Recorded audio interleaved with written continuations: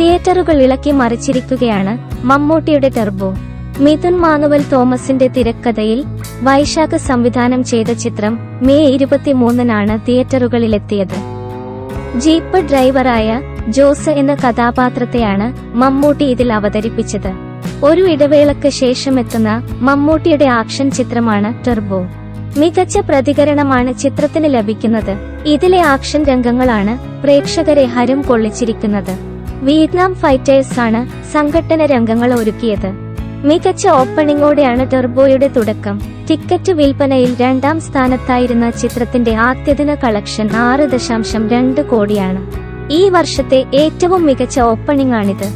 ഇതോടെ മോഹൻലാൽ ചിത്രം മലൈക്കോട്ടൈ വാലിബന്റെ കളക്ഷനാണ് ടർബോ തകർത്തിരിക്കുന്നത്. ഇന്ത്യയിൽ മാത്രമല്ല, റിലീസ് ചെയ്ത് മറ്റു രാജ്യങ്ങളിലും നല്ല പ്രതികരണമാണ് ടർബോ നേടുന്നത്. മമ്മൂട്ടി കമ്പനിയുടെ ബാനറിൽ നിർമ്മിക്കുന്ന 5ാമത്തെ സിനിമയാണ് ടർബോ.